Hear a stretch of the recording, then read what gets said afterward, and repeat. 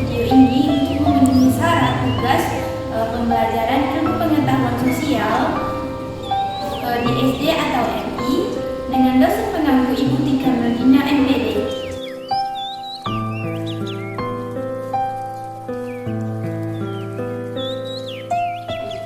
Assalamualaikum anak-anak, apa kabarnya hari ini? Baik, Bu.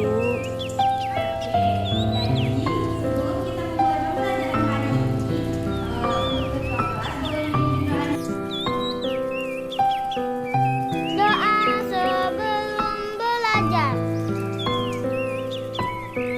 Bismillahirrahmanirrahim.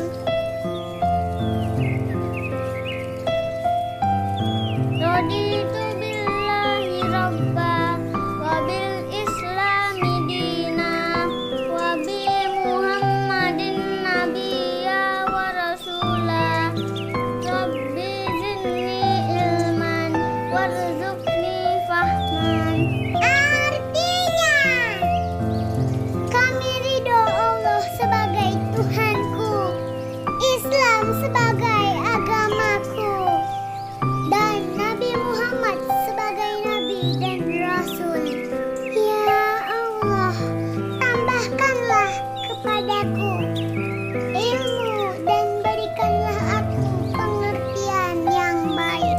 Terima kasih kepada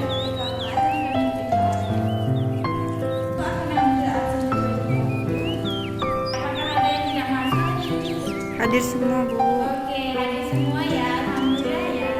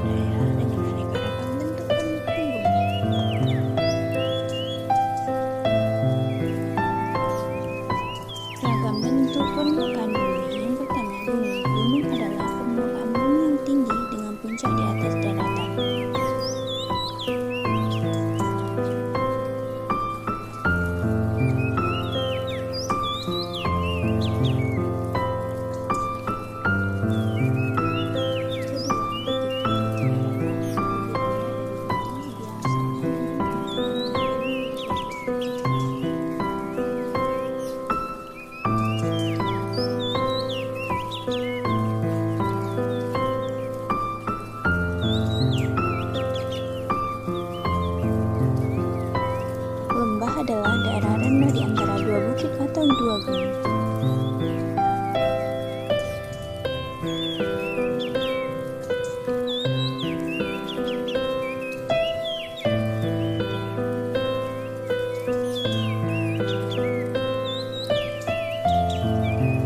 Dataran adalah permukaan bumi yang relatif datar seperti dataran rendah dan dataran tinggi.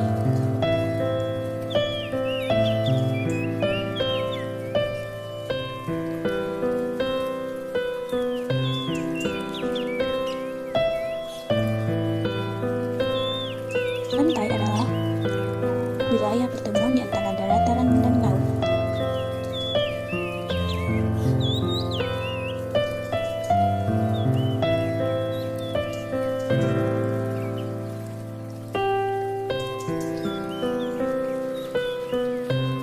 Yang keenam, sungai. Sungai adalah aliran air yang bergerak dari tempat tinggi ke tempat rendah.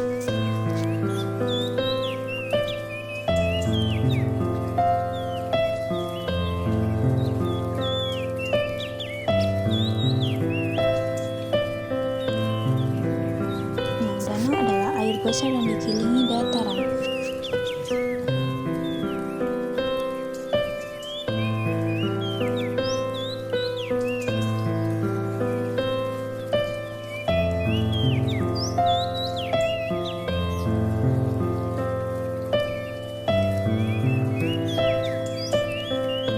Kedelapan, yaitu gurun. Gurun adalah daerah kering dengan sedikit air hujan.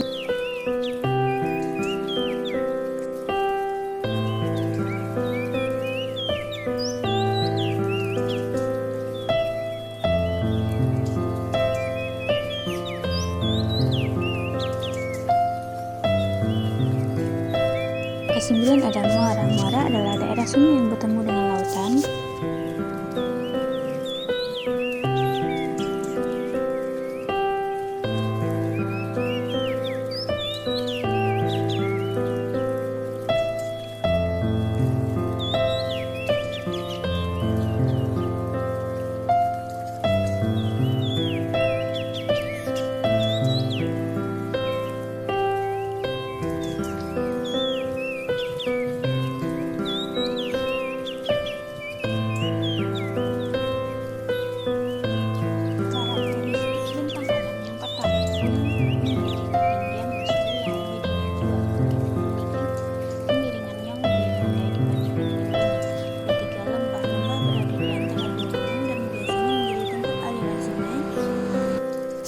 Karakteristik bentang alam yang pertama, bentang alamnya gunung yang memiliki ciri-ciri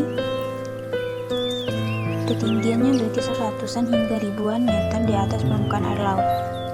Yang kedua, perbukitan memiliki ciri-ciri bentuk muka bumi yang tinggi memanjang, terdiri atas bukit-bukit dengan ketinggian di antara 200 sampai 300 meter di atas permukaan air laut. Yang ketiga, menyerupai gunung, hanya ketinggiannya lebih rendah dari penggunaannya. Tanah selanjutnya, dataran tinggi. Ciri-cirinya yaitu tanah datar yang luas di daerah yang tinggi, ketinggian daratan lebih dari 50 meter di atas permukaan air laut. Ketiga, suhu udara sejuk, curah hujan sedang hingga rendah, udara terasa kering. Dataran rendah memiliki ciri-ciri umumnya memiliki tanah subur. Yang kedua, umumnya merupakan pusat pemukiman penduduk. Yang ketiga, suhu panas dan kering, curah hujan relatif tinggi. Yang keempat, tanah datar yang terletak pada ketinggian kurang dari 200 meter di atas permukaan laut. Yang kelima, lembah. Lembah memiliki ciri-ciri yang pertama itu berupa cekungan atau dataran yang rendah, dua berada di sela-sela sekitar kali perbukitan atau pegunungan. Yang ketiga, banyak digunakan sebagai tempat pemukiman masyarakat. Yang keempat, dataran rendah yang dikelilingi oleh perbukitan atau pegunungan atau kali perbukitan atau pegunungan. Karakteristik bentang alam dengan bentuk perairan. Yang pertama, bentang alamnya danau yang memiliki ciri-ciri genangan air yang sangat luas yang dikelilingi oleh daratan atau yang berbentuk secara alami dari letusan gunung berapi, dan ada yang dibuat oleh manusia untuk membendung aliran sungai. Yang ketiga, danau alami yang bentuknya kecil seperti segudang atau telaga. Yang keempat, danau buatan dikenal dengan bendungan atau waduk. Bentang alam rawa memiliki ciri-ciri yang pertama yaitu tanah yang rendah, umumnya di daerah pantai dan digenangi air. Yang kedua, genangan air keruh berwarna coklat dan cenderung kehitaman. Yang ketiga, umumnya berada di sungai sungai yang memiliki ciri-ciri aliran air yang besar di daratan. Yang kedua, mengalir dari tempat yang tinggi ke tempat rendah. Yang terdiri dari hulu merupakan bagian awal dari sebuah sungai, umumnya terletak di pegunungan. Yang kedua, hilir merupakan bagian sungai yang terakhir. Bagian ini akan mengantar sungai ke bagian muara atau laut. Muara merupakan tempat berakhirnya aliran sungai menuju laut. Yang keempat, bentang alam pantai memiliki ciri-ciri batas antara tepi daratan atau salju dan lautan yang dipengaruhi oleh gelombang pasang air laut. Yang kedua, bentuk garis pantai akan berubah secara terus-menerus karena dipengaruhi oleh angin, gelombang, dan arus laut. Yang ketiga, wilayah di sepanjang garis pantai yang sempit dengan ragam sumber daya alam disebut pesisir. Yang keempat, suhu yang panas. Yang selanjutnya itu bentang alam lautan. Bentang alam lautan memiliki ciri-ciri. Yang pertama, daerah perairan sangat luas, terdiri dari yang pertama samudra. Samudra adalah lautan yang sangat luas. Yang kedua adalah laut. Laut adalah perairan yang sangat luas dan dalam serta terhubung dengan samudra. Yang ketiga, selat yaitu laut sempit di antara dua pulau. Pengaruh bentang alam terhadap kehidupan dan pekerjaan manusia. Yang pertama, pegunungan, yaitu bisa bertani seperti kopi dan teh. Yang kedua, nelayan. Yang kedua adalah pantai bisa berguna bagi nelayan dan pariwisata. Yang ketiga, dataran rendah berguna untuk petani padi.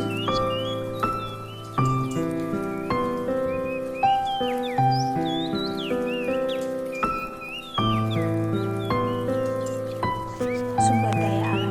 Setiap wilayah memiliki sumber daya alam yang berbeda yang mempengaruhi pekerjaan masyarakat di sekitarnya. Contohnya pegunungan.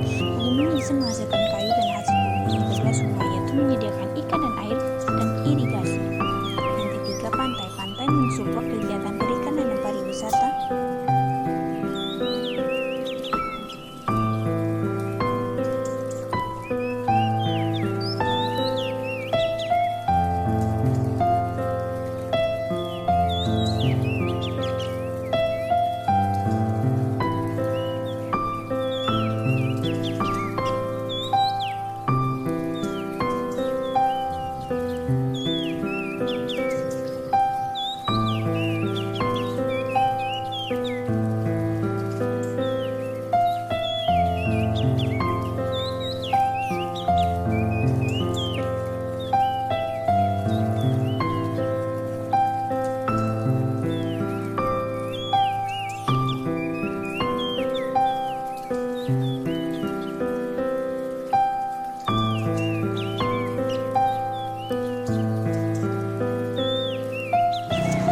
Perubahan bentang alam berubah karena disebabkan oleh aktivitas alam atau manusia seperti satu, pengundulan hutan yang disebabkan pembangunan rumah. Yang kedua, alih fungsi lahan dan sawah itu bisa menjadikan rumah dan gedung. Yang ketiga, itu perubahan aliran sungai karena sampah atau pembangunan.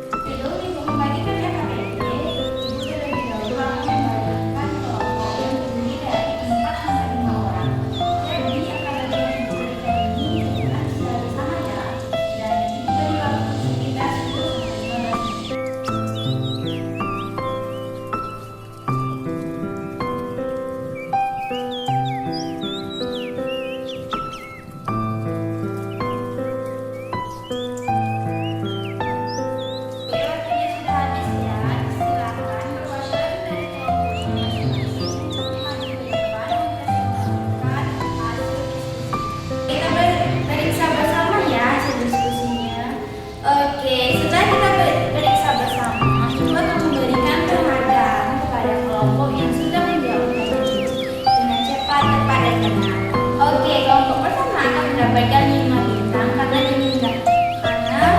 ia menjawab pertanyaan ibu dengan cepat dan benar. Kelompok 2 akan mendapatkan 4 bintang, kelompok 3 akan mendapatkan 3 bintang, kelompok 4 akan mendapatkan 2 bintang. Oke, bagi yang mendapatkan banyak bintang jangan berbangga dulu ya.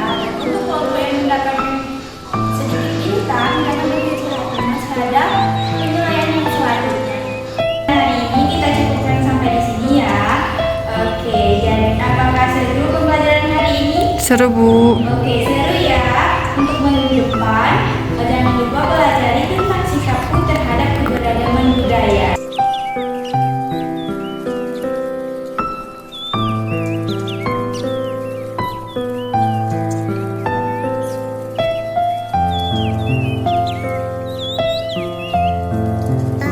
Subhanakallahumma wa